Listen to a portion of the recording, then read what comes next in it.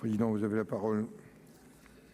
Merci Monsieur le Président, Monsieur le Premier ministre, Madame la Ministre et Messieurs les ministres, mes chers collègues.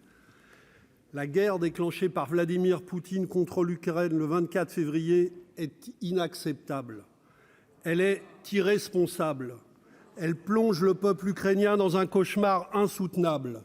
Elle menace la sécurité de l'Europe et du monde. Le risque d'une escalade incontrôlable augmente chaque jour. La situation est donc d'une extrême gravité. Quelle que soit l'opinion que l'on ait sur les causes de cette entrée en guerre de la Russie, j'y reviendrai. Je veux redire ici la condamnation totale qui est la nôtre. Cette guerre est un crime contre la souveraineté d'un État, l'Ukraine, un crime contre le droit international, un crime contre la paix. Rien ne peut excuser le sort infligé à des millions d'Ukrainiens, aujourd'hui sous les bombes ou sur les routes de l'exode, dont nous sommes solidaires. Dans un monde si interdépendant, cette guerre est un échec pour tous, un échec pour la sécurité collective de l'Europe. Elle montre les limites dangereuses atteintes par la militarisation des relations internationales et son cortège de discours guerriers, de haine et de nationalisme. Pour toutes ces raisons, parce que cette guerre est illégitime et illégale, parce qu'elle est inhumaine pour le peuple ukrainien, parce qu'elle menace la sécurité du monde, qu'elle risque de nous entraîner vers l'irréparable, la première des exigences que nous clamons haut et fort est celle d'un cessez-le-feu immédiat, un cessez-le-feu pour épargner les vies, un cessez-le-feu pour faire cesser l'exode, un cessez-le-feu pour garantir la tenue de discussions de paix. C'est pour ces objectifs, pour stopper la guerre, que la pression internationale la plus large possible doit s'exprimer. Le vote de l'Assemblée générale extraordinaire, actuellement en discussion à l'ONU, sera un moment important. Faisons entendre les mobilisations citoyennes qui exigent partout le cessez-le-feu et la paix. Saluons les manifestations courageuses en Russie en demandant la liberté des opposants à cette sale guerre. Nous ferons tout pour ce qui nous concerne pour encourager les mobilisations populaires pour la paix. Les sanctions internationales contre le régime de Poutine peuvent participer à cette pression, à condition qu'elles frappent juste. Il ne s'agit pas pour nous de mettre à genoux un peuple, mais d'isoler un pouvoir oligarchique, autoritaire, fauteur de guerre.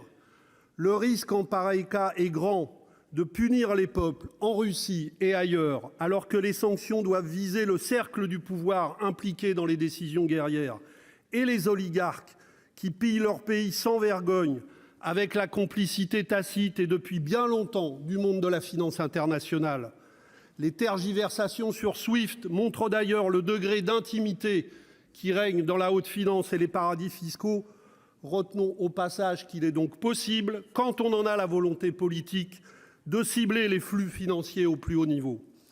Autre urgence, tout doit renforcer l'aide humanitaire et la sécurisation de son accès aux zones de conflit, conformément au droit humanitaire international, la livraison de matériel de protection, l'accueil des réfugiés, avec notamment l'ouverture de couloirs humanitaires sécurisés et l'accueil dans tous les pays de l'Union, et pas seulement les pays frontaliers.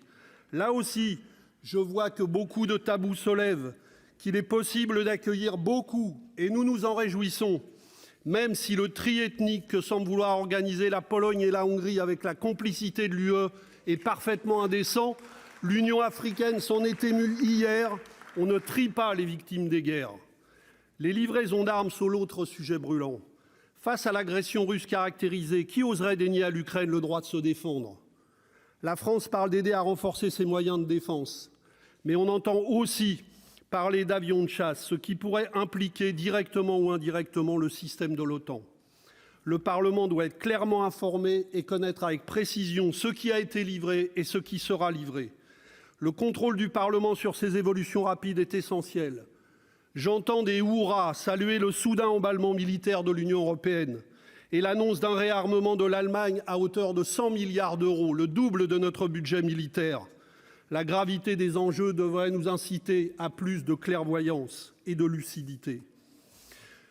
Il s'agit là de questions hautement inflammables. La frontière est fragile vers une escalade entraînant dans la guerre des pays européens membres de l'OTAN. Une escalade aux conséquences alors incalculables. La mise en alerte de la force de dissuasion russe par Vladimir Poutine est dans ce contexte parfaitement irresponsable.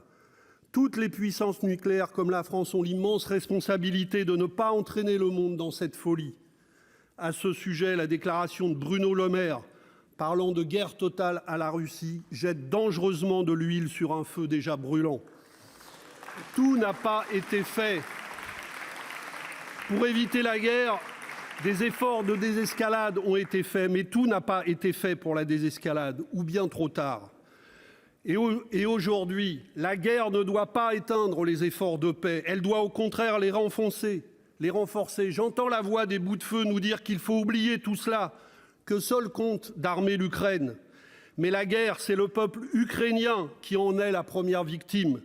Le cessez-le-feu, l'arrêt des bombardements, la reprise de discussions pour des discussions de paix, respectant la souveraineté de l'Ukraine, doivent rester la colonne vertébrale de l'action de la France. La paix est plus que jamais une affaire de sécurité globale et collective. La guerre en Ukraine nous dit combien la militarisation des relations internationales a atteint sa cote d'alerte. Dès la décennie 90, après la dissolution du pacte de Varsovie, des opportunités historiques s'ouvraient pour construire un monde débarrassé de l'affrontement des blocs et ouvrant la voie à de massifs désarmements. C'est le contraire qui a été fait. Tandis que les oligarques pillaient la Russie sous le regard complice de multinationales à l'affût de leur part du gâteau, la seule logique à l'œuvre fut celle de l'extension de l'OTAN et de l'hégémonie mondiale. Après l'arrivée de Vladimir Poutine au pouvoir, les États-Unis ont poussé les feux de cette confrontation et les Européens n'ont jamais trouvé les voies d'une parole unie et indépendante pour ouvrir la voie du dialogue avec la Russie sur ce qu'Emmanuel Macron appelait en 2018 une nouvelle architecture de sécurité européenne, ou ce que nous appelons pour nous-mêmes une initiative multilatérale pour un nouveau traité pan-européen de paix et de sécurité. La Russie s'est enfoncée dans cette logique guerrière de confrontation, singulièrement depuis 2014 et l'annexion de la Crimée, jusqu'à cette guerre dramatique en Ukraine. Durant toutes ces longues années, il faut le dire, jamais l'occasion ne fut saisie pour ouvrir sérieusement de réelles voies de négociation, laissant seule la confrontation et la force s'exprimer. 20 ans d'obsession otanienne pour le surarmement, 20 ans de réarmement russe, 20 ans d'exacerbation des nationalismes. Le bilan est désastreux. Que de temps perdu qu'il faudra maintenant regagner en faveur de la paix. Alors oui, même au cœur de ce terrible orage de bombardements, la paix doit rester notre projet politique. La paix, pas l'équilibre de la terreur ou la confrontation des puissances. La paix pour l'Ukraine, avec le cessez-le-feu immédiat et le départ des troupes russes. La paix pour la Russie, qui doit trouver avec l'Europe les conditions d'une sécurité sans l'OTAN à ses portes. Même quand il paraît si étroit, un chemin existe toujours pour le dialogue.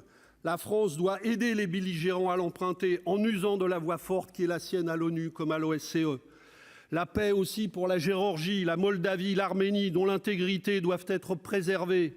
La paix pour tous les Européens qui doivent assurer leur sécurité souverainement dans le respect mutuel des États, sans la tutelle américaine otanienne. La paix par le désarmement nucléaire et conventionnel multilatéral.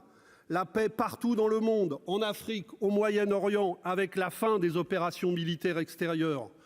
Oui, chers collègues, comme l'a déclaré le secrétaire général des Nations Unies le 18 décembre dernier en recevant la lampe de la paix de Saint François, dans un monde où nous pouvons tout choisir, choisissons la paix.